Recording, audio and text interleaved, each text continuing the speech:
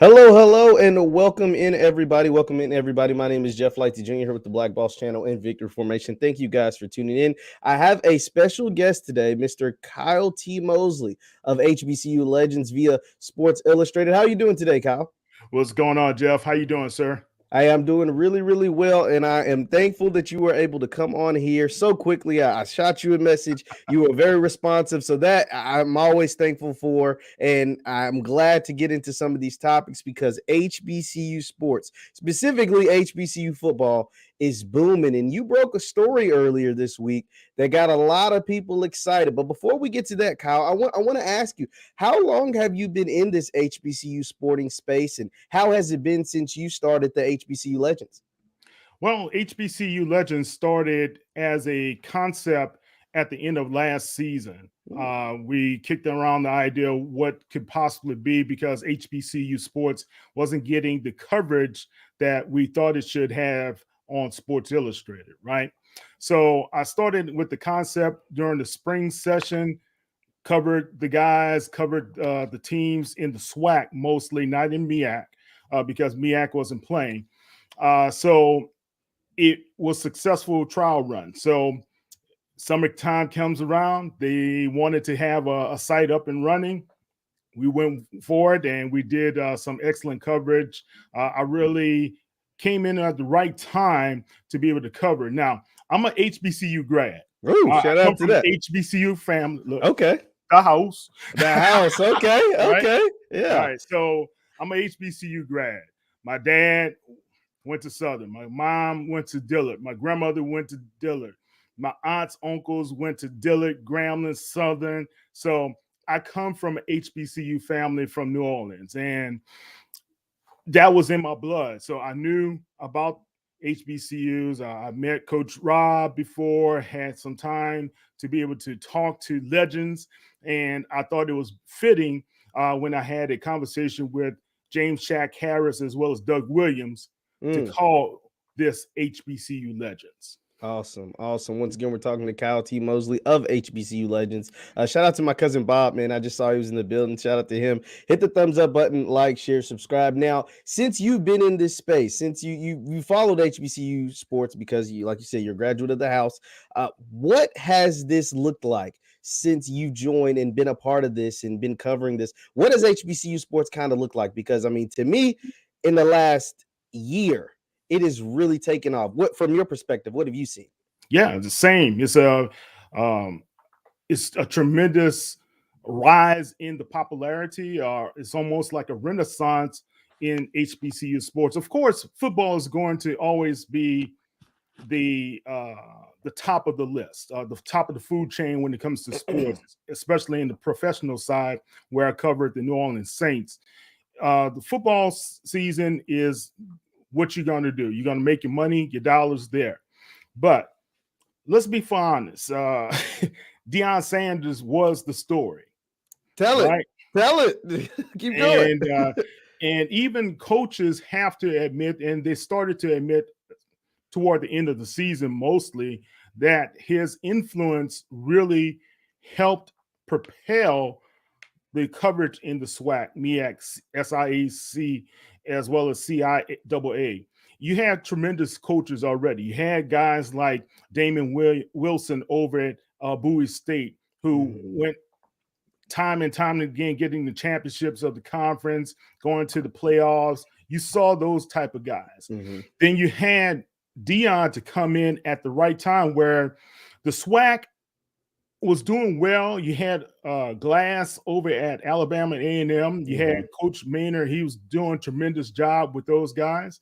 You had Coach Fobbs over at Grambling. He was still doing a good job. You know, they had a couple bad years, but he was still doing a tremendous job. Dooley, you know, was a name you always had to recognize and pay attention to. So those guys were doing tremendous jobs already.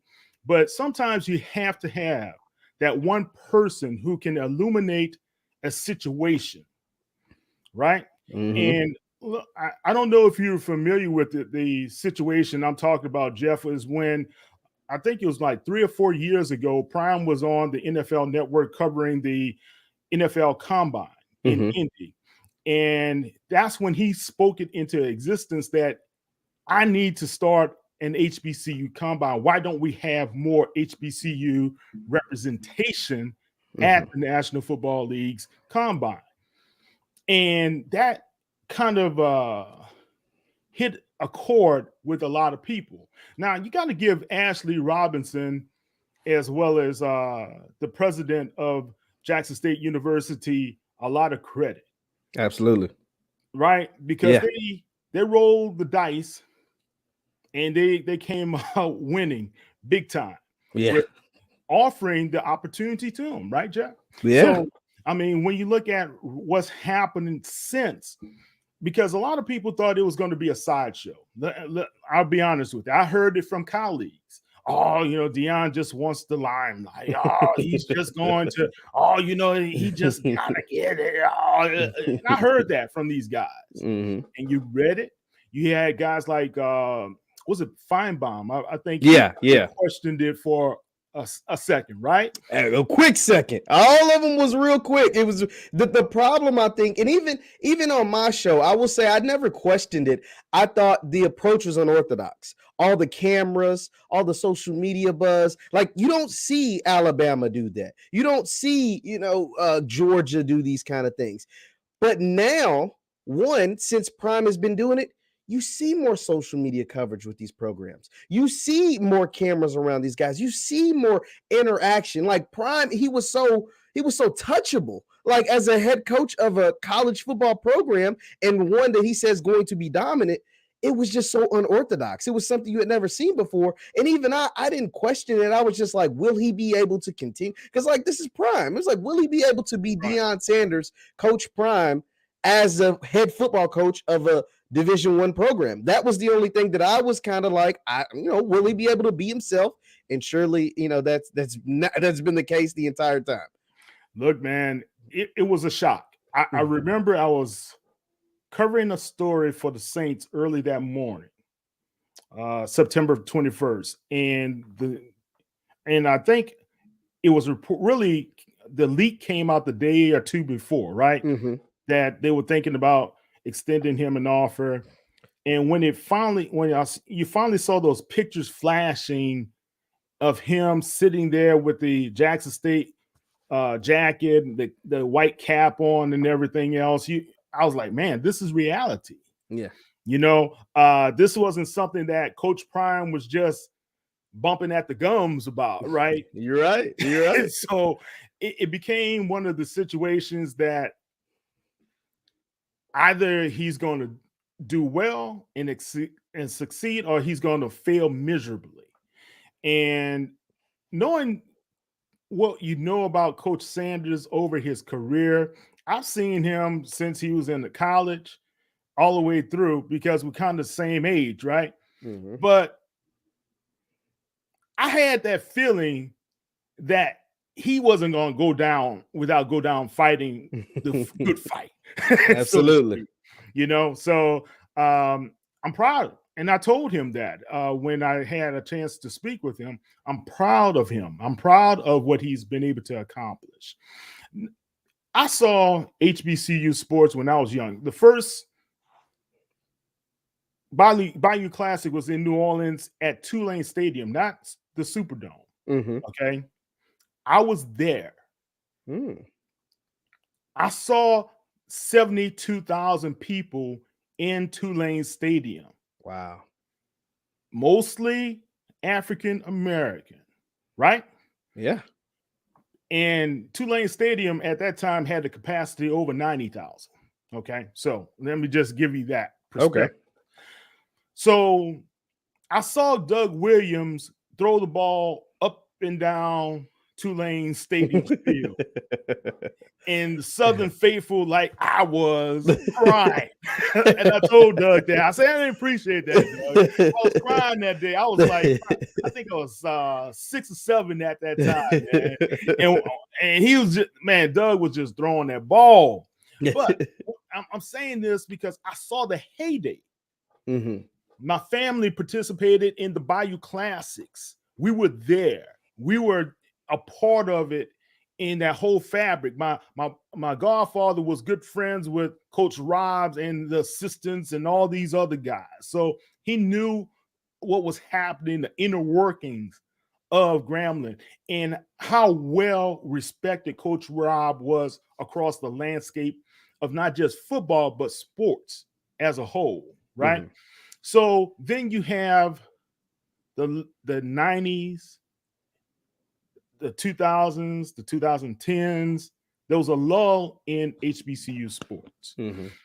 And a lot of people say that's because the talent was going elsewhere, right? Mhm. Now, a lot of people don't realize this, but Coach Rob wanted the talent to go elsewhere. This He is Coach was Rob of who? Coach Rob of Coach who? Rob, Eddie Robinson. Eddie Robinson. Okay. Okay. All Just right. making sure. He was talking to a lot of these coaches, big name college coaches, and saying, "Hey, you guys got to look at some of these guys because they need to get the recognition, the prominence, and the talent. They had that talent that was above everyone else." So he was a proponent of that. Some of the guys in the SWAC and MEAC didn't really care for him to be a proponent for that. Of course, because you lose your own talent. Yeah. And, but when you look at that game that USC had against Paul Bear Bryant down in Alabama, when USC visited them, that changed the landscape of HBCU sports as well. Mm. Because when Sam Bam Cunningham went in and lit Alabama up, ran up and down the field of Legion Fields, they had no answer for them, and they got whooped on primetime TV in front of millions and millions of people, as Ali would have said. Right? So that really was the catalyst for Paul Bear Bryant, who was the pinnacle of the coach. What you want to talk about, the football coach, that's what he was to so many people. When he finally he gave in and said that he needed to kind of desegregate his team and find more of those highly talented running backs and skill position guys, that's what really changed the landscape of college sports as a whole. And we lost a lot of good talent. Now, today, you have guys like Travis Hunter. Mm. You have guys like Mr. Williams. Those guys are saying, I want to be a part of HBCU sports because you have a Hall of Famer there. Mm. That's talking to them. You have Hugh Jackson, who has done a tremendous job in a short period of time to do the recruiting, right? Look what he's done. The commitments, the recruits, the JUCO guys, the portal transfer guys have come into Grambling now. Now they're going to be highly competitive, right? I thought it was going to be 2 or 3 years that he gets up and running, but he's hitting the ground running. He hit the ground running, yes. And he's getting those guys from out in LA, like West Coast connection, Hugh Jackson. It's like, yeah, I was curious on how Hugh was going to be able to use his West Coast ties to bring people to the boot. And it's working. I mean, he's got those kids coming from LA, from South Central LA. It's never been to Louisiana before in life, but they believe in Coach Hugh Jackson. And that is something that's amazing. It's been beautiful to watch in such a short amount of time, like you mentioned. Now, Kyle, I want to ask you this. You said you spoke with Coach Prime recently. Just in that conversation, what were some of the biggest tidbits that you were able to take out of that and come from that conversation after talking to Deion Sanders? At that time, he was preparing for the Celebration Bowl. Okay. So he wanted to finish strong. That was his mantra, finish strong, to be able to make sure that these guys are going to take care of business. Well, they didn't, unfortunately for Jackson State. But one of the biggest tidbits was the fact that, one, he loves his assistant coaches and believes strongly that those guys can become head coaches, the ones who choose to become head coaches. He did share that he didn't think Dennis Thurman cared to be a head coach at any level. So, and he also shared that he believed that his assistant coaches kind of have a good thing going, so they may not be wanting to leave anytime soon, right? Because let's be honest, Coach Flea did a great job in his absence. He did. He did. And I was surprised that Prairie View didn't make a run at him. They needed to have a high name, talented person, but I think the administration is kind of tight on their budget, so to speak. So they stuck with Coach McDowell, which is an excellent hire. Don't get me wrong, because I know my cousin played with him with the Houston Oilers. So Coach McDowell, Steve Jackson. So he played with him. He gave him a great vote of confidence because he's now a defensive back coach for the Cincinnati Bengals. But anyway, Jeff, I think when you look at what Deion was trying to say, the impression he left me with, and I guess the greatest impression was in the conversation, is that he wants his guys, and he knows that everybody won't be a professional football player. So he wants his guys to be well equipped to handle life after college. What type of careers can they get? What type of situations they can be able to be in? Because some of these young men are parents. And that's one thing that we kind of failed to realize. Some of these young guys probably have been the parents since high school, right? So you want to put them in a situation where they can be able to earn and provide for their families. That's what a man wants, right? Absolutely. So that's what I gathered.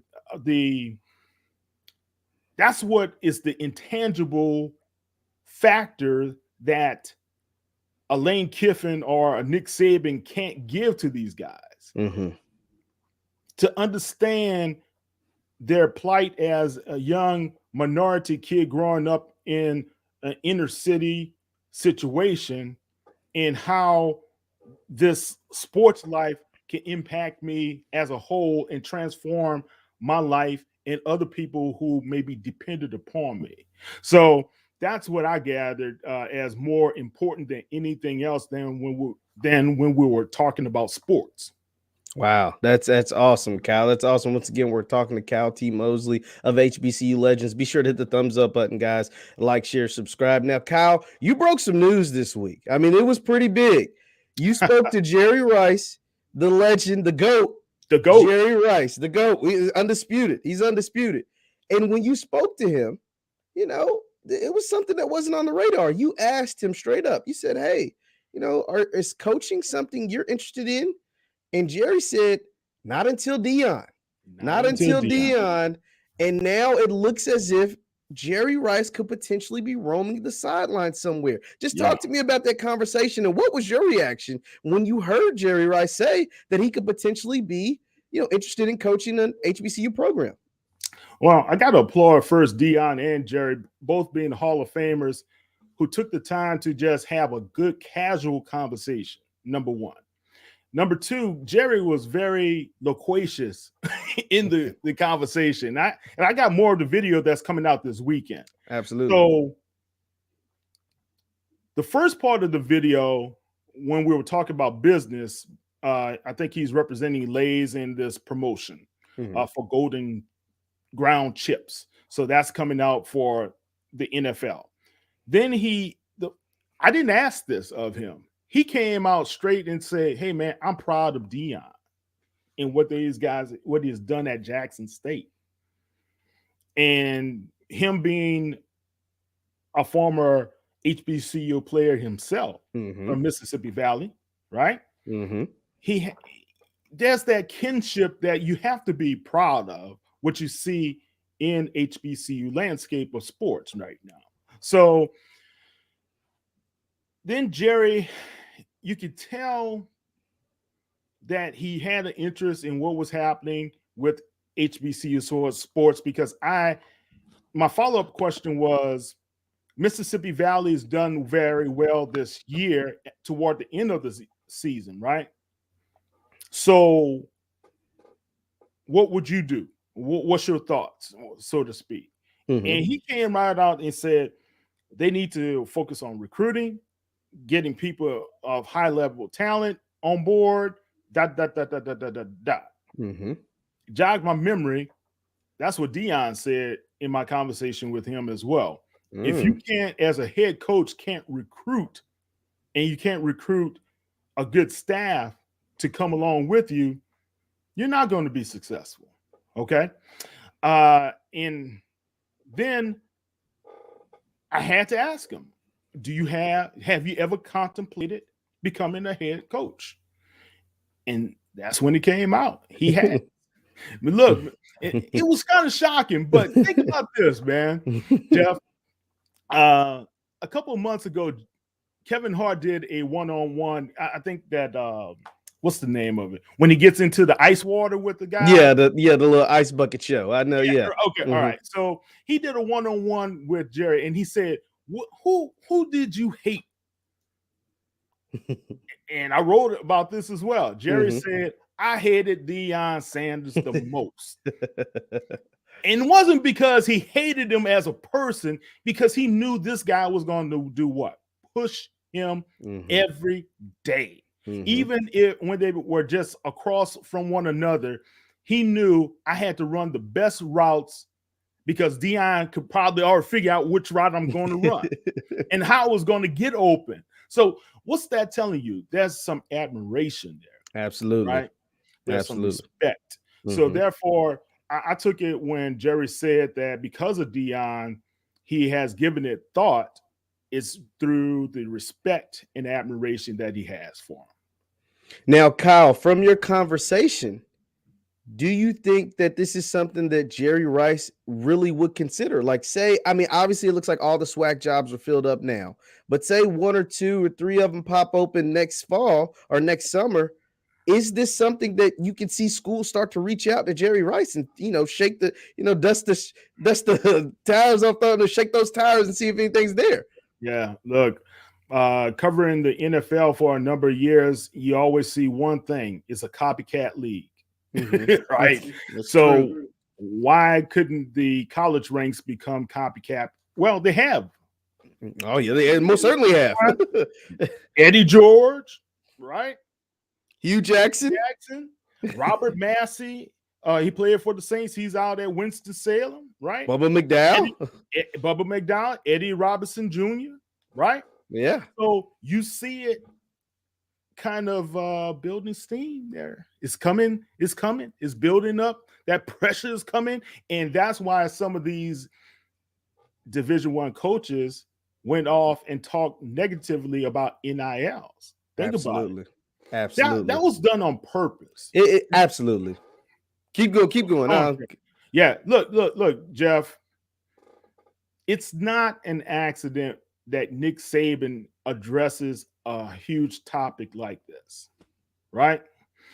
Lane Kiffin kind of let the real cat out the bag how he was feeling when you say, I hope these guys aren't being promised what they say they're going to be promised and all this, What are you saying? Right? So I know for years, man, I remember when my younger cousin was being recruited by Florida State, University of Miami, Notre Dame, Penn State. Okay. There were some guys calling the house that weren't officials trying to do some unofficial stuff. Right? So that has been a part of this recruiting game for many a year. It's nothing new. Now, the NILs give it a more legal approach to be done, right? And I think when you look at Bryce Young of Alabama, he had $1 million deal, right? So if Bryce Young can have $1 million deal, why couldn't Shedeur Sanders with his Beats deal be $1 million deal? Or you have Owens from Jackson State. He had an NIL and everything else. So Mark Evans from University of Arkansas Pine Bluff, he had an NIL deal with Denny's. And you look at all these young people who are having these deals, and more will come. But is it a part of the package to say if you go to this school or that school, we're going to give you the deal. I don't know if that's a fair assessment by these Division I coaches in making those type of insinuations. Kyle, just from my perspective, once again, I'm talking to Kyle T. Mosely of HBCU Legends. My thing is, NIL didn't become a problem until Deion Sanders got Travis Hunter. Like NIL, like you said, Bryce Young got $1 million. He hadn't thrown a pass yet. He hadn't started a game. He hadn't touched the field. But as soon as Deion Sanders got the #1 player in the country to come to Jackson State, oh, NIL is ruining college football. Oh my God, what is going on? Oh man, like you see all these people come out the woodwork. It's like, where was all of this energy when Bryce Young, the #1 quarterback in the country, gets $1 million before he ever throws a pass? Where was this energy? But all of a sudden, it's like, oh, Travis Hunter only chose Jackson State because Barstool promised him $1 million.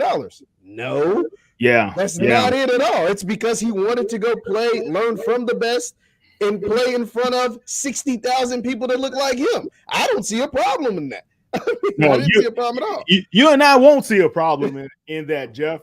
But let's talk about that energy. Because what you're saying is what I said to a Fox affiliate in Houston a couple of days ago. Don't trust the okie doke. So they're pulling the wool over your eyes. So absolutely.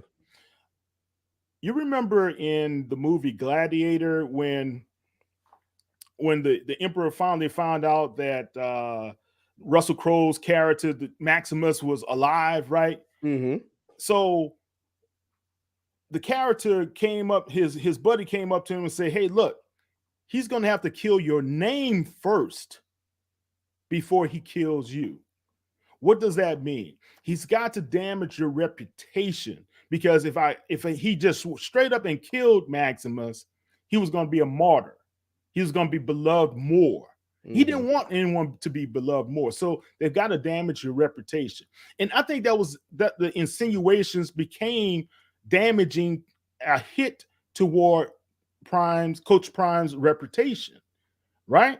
Absolutely. To make that accusation without any factual basis whatsoever, that was wrong for Lane Kiffin, as well as Mike Leach and Dabo Swinney also was a part of that.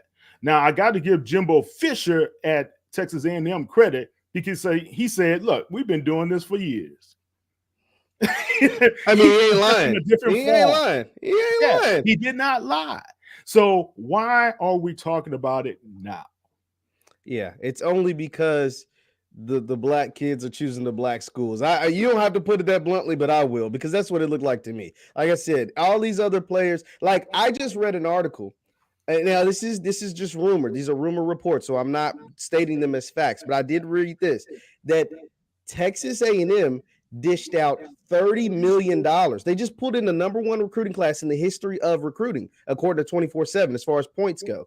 They had 6 5-stars. Jackson State got 1. Texas A&M got 6 and 19 4-stars. In that recruiting class, they pulled in, from what I read. Now, that might not be true, but there's a lot of truth to this. Where the smoke, there's fire. Okay. $30 million plus potentially to get all of those guys. So basically what they would do, and I know this is happening. This is not just subjugated to Texas A&M. I know this is happening at schools across the country. What happens is because Texas A&M is one of the richest schools as far as bringing in money, as far as athletics. Oh, yeah. So they have prominent boosters. They have really prominent boosters. And what happens is they go to a booster. They talk to a kid, yada, yada. They go to a booster. They're like, hey, this is the guy we want. Let's just throw out a name, Kyle Mosely. Kyle Mosley's the guy we want, prominent booster, whoever you are. It's like, cool. You go to the kid, you're like, hey, we're going to set you up with 50, 75, 100,000. Just say this is your NIL as soon as you sign the name on the dotted line. And from what I've been told, to make sure that the kids don't transfer after they do it, they sign them to multi-year deals. And so what the booster will do is create an LLC, because you have to have a business to have NIL or whatever. Create an LLC, and as soon as the kid signs to Texas A&M, you have, hey, my LLC, Jeff Lightsy Incorporated has just sponsored or given the NIL deal to Kyle Mosely. And that's how we get our top recruits. And so from what I've been told, they've dished out between $25 to $30 million, potentially, it's all allegedly. So there's no problem. Nobody's speaking out against that. Nobody's saying that's a problem. But as Well, soon as Travis Hunter goes to Jackson State, who hasn't guaranteed anything, right. now there seems to be a problem. Yeah, Jeff, let's be honest, man. Um, it's not just alumni, not just boosters. It's right now you can have just the casual fan who has made a boatload of money get involved with these recruiting efforts these days. Yes, you So can. I know I'm here in Houston, right? Mm-hmm. So I know firsthand how the University of Texas, as well as Texas A&M, they have special recruiting department. Every day, their goal and responsibility is to be able to bring in money Mm-hmm. every day. So I think until some HBCU schools could be able to get to that level of having just people who beating the phones and making the contacts and smooching the deals and connecting and networking on a day-to-day basis, they may still be behind the eight ball, so to speak. Mm-hmm. Okay. But I think what, and I said this in my article, the intangibles, you've got to think about the intangibles.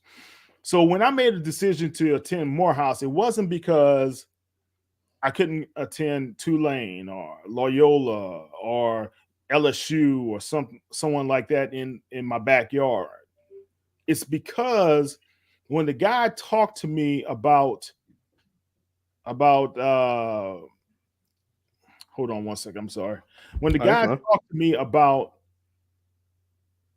Morehouse, he told me about Dr. King, Maynard Jackson, Julian Bond, Edwin Moses. Spike wasn't even on the radar at that time, right? So when you talk to a young guy like Travis Hunter to say, hey, you could be like the next Walter Payton to come out of Jackson State University as a Hall of Famer, right? Or you could be one of the legends coming out of the SWAC, like so many legends before that are now in Pro Football Hall of Fame. Mm-hmm. So that's what has been missing from a lot of these young guys when they have these talks with other companies or other colleges and universities about what's going to happen with my future. Is Mm-hmm. that, do you know me?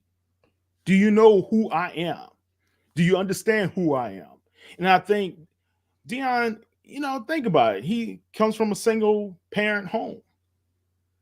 He knew how important it was to be able to be the best and help his mother. And that's what a lot of these young guys want, to be able to help their family situations, man. And sometimes the promises haven't always been fulfilled with Division I schools. How many top recruits you heard go in and never come out? It's too many to count. It's too many to count. That's why the transfer portals flooded now. The transfer Right. portals flooded now because those guys get to those universities and they recruited 10 guys that are just as good as you at your same position, and you'll never get the light of day like you thought you would. You thought you'd go to Alabama and become Derrick Henry, but instead you go to Alabama and end up at somewhere else. Like that's just what happens. Look, Alvin Kamara is a great example, right? He is, yes. Who he was sitting by Derrick Henry. It I was like forgot. it was like Josh King and Drake, TJ Rob, Yeldon, Yeldon, and yeah, Damian Harris. It was so many. That's so many running backs all at man, one time. and then there's a classic photo of all five of those guys and Kamara, Yeah. and all five of them are huge, right? And Kamara to them is like a little peon, Yeah. but he is no way he was getting the ball. No. The same way with Mr. Robinson this year for Alabama. He wasn't getting the ball until this year after everybody had to leave. Mm-hmm. So, look, talent is abundant, right? And I think if you get a coach who can do well in grooming the talent, that's what you want to be a part of. It's not about the program as much as what can I learn and whatever I'm going to get, will it be able to blossom into something profitable and not profitable, but more important later for me as a young man? What can Yes. I learn? What Hmm. can I understand about life situations and how to handle them? Instead of being a hothead, I was very temperamental when I was young, man. Hmm. So instead of being a temper guy, my band director, he took me on, hey, man, look, you got talent, you're doing this, this, this, and this, you're smart, don't risk this. That's what these guys are telling them, you know, where the other guys may come at them where you do it as I say, and if you don't do Yeah. it as I say, you're gone, buddy. Something to that nature. You don't want that. Yeah. So it's how you talk to young guys these days. It's a different way. You don't talk at them, you talk with them, and you kind of work with these guys because they have Absolutely. options, Jeff. Absolutely. You're right. You're right about that. I always found it interesting. Once again, we're talking to Cal T. Mosely of HBCU Legends. I always found it interesting that, all the players of football, all across the, whether it's NFL, Division One, Two, Three, NAIA, whatever, they're all mostly black. And let's just be honest. They're almost, especially the skill position. But all the coaches were always white. And I was just like, well, wouldn't it make sense, Why are especially the now that football. quarterbacks white? Why are the Yeah. quarterbacks white? Well, that's starting to change now. Now folks are finally starting to realize we can actually play quarterback too. We ain't just got to be the running backs and receivers. But it just never made any sense that if I have all of these talented players, why wouldn't any of those, the ones who don't, even the ones who do become professionals or whatever, want to get into coaching? Why couldn't they become a Nick Saban? Why couldn't they become this Bear Bryant? Or why couldn't they become Dabo Swinney? That it never really sat right with me. I always wondered that. And now you have a guy like Prime that relates more, like you said, relates more to these kids because he's been in that position. Eddie George has been in that position. Hugh Jackson's been in that position. Not in that position as a coach. They've been in that position as a player. They've been in that position as a human, coming Yes. from that single parent household, from whatever inner city, whatever part of Florida, Texas, Kentucky, Ohio, wherever you're from. Like, they've been there as a human. They know what it's like when the lights ain't on. And they know what it's like eating, ramen noodles and bologna sandwiches. Like, they've been there, and they can help guide you to become not only a better football player, but a better man. And I think that is exactly right. And I want you to talk about this, Kyle, because you went to an HBCU. That HBCU experience you can't get anywhere else outside of football. We're talking about the actual campus life. What was that like from what you remember? Okay, so my first week, freshman week at Morehouse, we're sitting in Robert Hall. We're about to go to Sale Hall for our gathering, right? First gathering, all the freshmen together.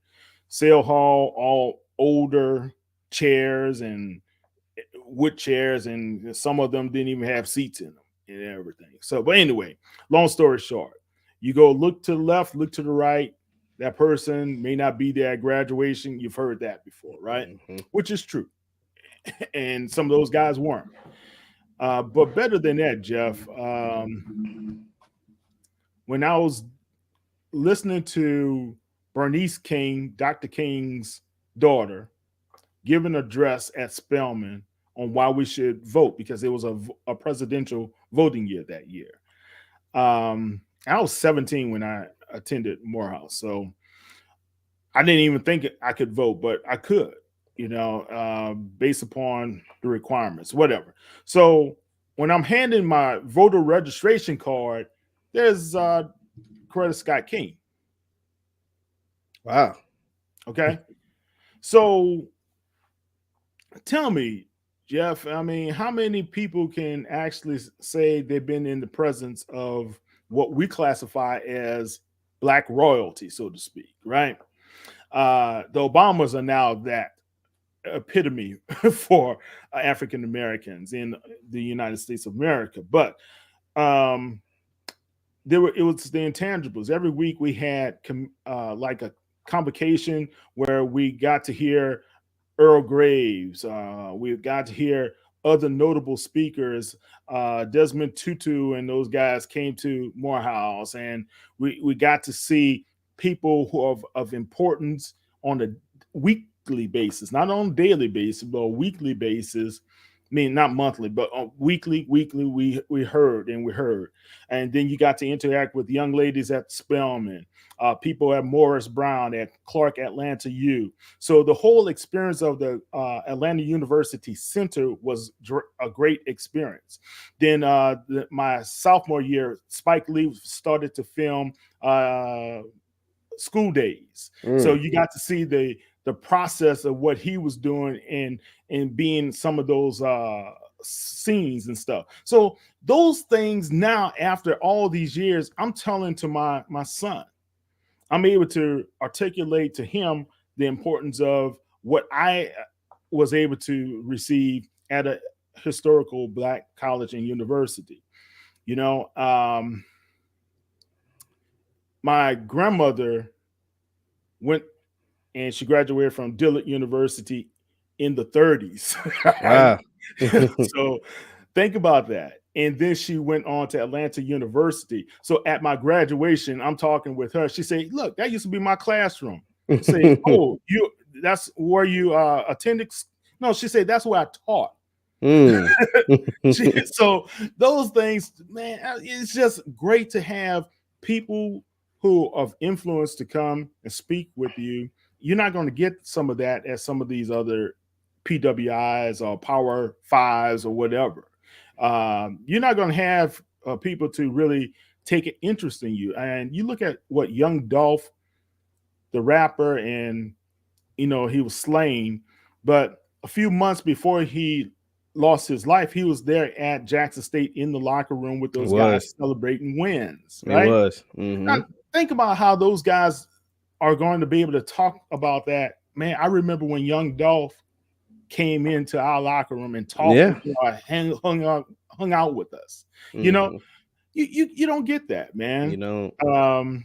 So those are the things, and you get the pomp and circumstances from the bands, the dancing girls, the homecoming parades, and look, Adrian Johnson, she was in Baby Boy as his mother, right?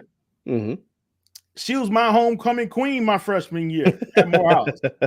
She's a Spelman Knight. Okay. AJ. That's what we knew at. AJ. That's what we used to call. So yeah, man, you look. I sat down side by side with Julian Bond once. And though, can you say that? Nah, I can't say that. I can't say that. Those are the important figures in life. Now that we look at them as historical figures, Andrew Young and those guys came to our campus. I could go on and on and on and on. John Lewis as well. I'm sorry, I forgot about him. He was there. So I'm telling you, man, a young guy like Travis Hunter may not be saying to himself, "I'm going to have these cultural realizations now," but later he's going to understand, after being at Jackson State, the influence of the culture will be on him.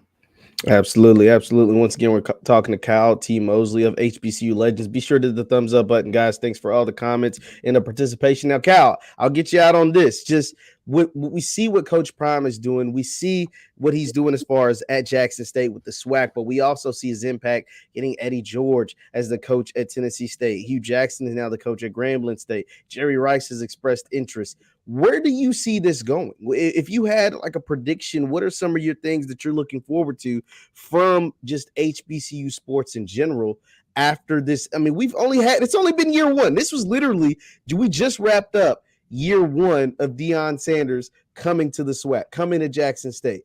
Where do we see this in year 2, 3, maybe even 5 from now? Where do you see this thing going, or do you think Deion Sanders is someone who's going to jump ship after a couple successful seasons at Jackson State? Yeah, man, I heard that about Coach Prime, and I'll listen to him in these press conferences over the year every week. The forward that he missed because he was out because of the foot surgery. And I listened to him at the SWAC championship when he said, "No one believed at this time and at this moment that we would be here. But I believe, he said probably most of you guys in this room didn't believe. Probably 20% of y'all did, right? But most of you guys didn't believe that we could be able to accomplish what we were able to accomplish. I think there's a lot of unfinished business. And look, man, sometimes a butt whooping can make you realize there's something much bigger out there, right? Mm-hmm. A butt whooping that they took at the hands of South Carolina State can make you say, yeah, we need to come back and we need to really, really put our who Jackson State and let people know that we're not going to take this lightly, right? But also, if you listen to the words that he's saying, Jeff, he's not saying that I'm ready to go. That he's saying that, one, he has a son that's still there, two sons that's still there, Mm-hmm. right? Mm-hmm. Shallow, I don't know about if this is his last year of eligibility or not, but you still have a son. You're still making commitments to these young players like a Travis Hunter to Mm-hmm. come to your school. Would you actually leave this situation where, like he also said, he provokes change? Absolutely. He always provoked change at every level he said I've been in. Mm-hmm. So why not shift the balance toward HBCUs? Right? They still got to do some work. They still got to be able to have better offensive and defensive lines to be able to handle the big boys in the Division Ones. I think that's the major test right there, Jeff. Mm-hmm. If you already have the skill position players. You're right. Mm-hmm. Can you have the offensive line that can withstand an assault like you seen Georgia did to Alabama, right? Yeah. Can you have a defensive line that can be able to put pressure on a quarterback over and over and over again? And he did say that's what he's addressing, that offensive line, because that was a major issue throughout the whole season for Jackson State.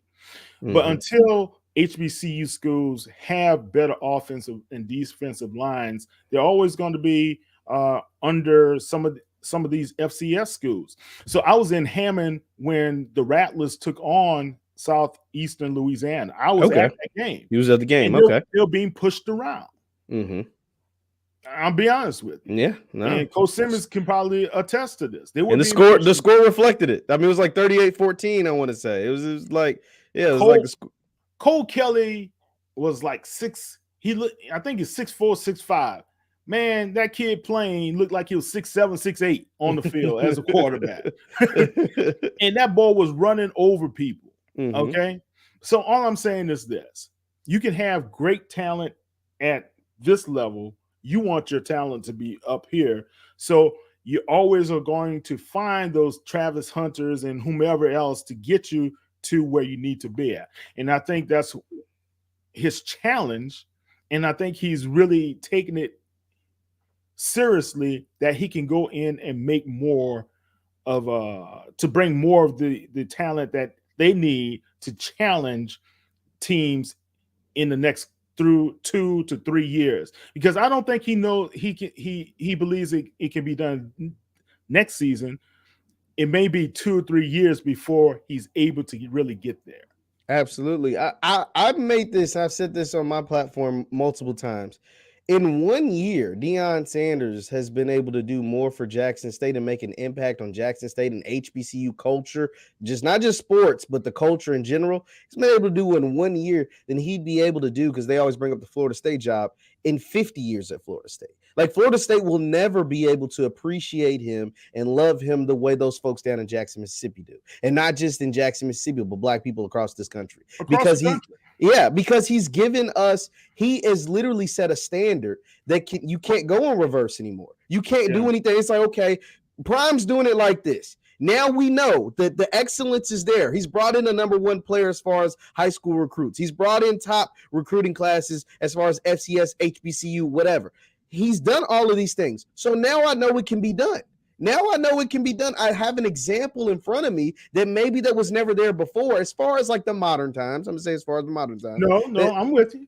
Yeah, so that had never been done before. And so now I have a standard of excellence. And not to say the standard of excellence wasn't there, but now it's like, okay, now I might have to dish out a few more dollars for a Hugh Jackson, or dish out a few more dollars for a Eddie George, or rally my alumni base and say, hey, if you guys want a great product on the field, donate more to this university, donate more to your Southerns, to your Gramblings, to your Jackson States. That way we can go out and get us a Deion Sanders. Because to be honest, a dude like Deion Sanders is taking a pay cut to be at Jackson State, to be the head coach. He's taking a pay cut. I think Deion said it best. He said, I don't need. He don't. Okay, when you say I don't need and you still there, aren't you a threat? Think about it, Jeff. Aren't you a threat? That's just like you say, I'm coming on. You got Dr. King right behind you. Yes, right? sir. If Dr. King had if he didn't have to be cautious about what he said or did, I think you would have heard more coming out of that platform, right? Mm-hmm. But you always have to be judicious in what you say, right? So I think with Coach Prime, I think the HBCU culture did wonders for him as well. And I want to make a note of that. Yes. Because when he first experienced the homecoming at Jackson State, how proud he was of what was happening at homecoming and the pageantry. He said it. I never seen anything like that. Right? Think about that. So as many times we think we're doing something to help other people, that same act of kindness, generosity, or wisdom that you share can actually do wonders for you in return. So I think right now, Coach Prime has benefited as well. And I think that's one of the major reasons, too, the intangible for him that he may not be ready to leave. Absolutely, absolutely. Once again, guys, we're talking to Cal T. Mosely. You can find Cal T. Mosely of HBCU Legends right there on Twitter. That's his @name, @KTMOZE, right there on Twitter. You can also subscribe to my YouTube channel, Jeff Lightsy Jr., right here in the Black Boss channel. Thank you guys so much for tuning in. Be sure to hit the thumbs up button on your way out. Mr. Cal, thank you so much for joining me. Hey, we'll definitely have you back on. You got any last words? Yeah, look, guys, Jeff does a tremendous job. I watched you. I watched you before I even came on, man. And I'm proud of what you're doing. Keep doing what you're doing. And support him at every level you can. Please do so. Jeff, thank you so much. I'm honored that you had me as your guest. Hey, thank you. And we will have you on again because you do some great work over there at HBCU Legends. You talk to some great people and get some great insight. Thank you all again. Hit the thumbs up button before you head out, and we will see you next time. Peace. Thank you.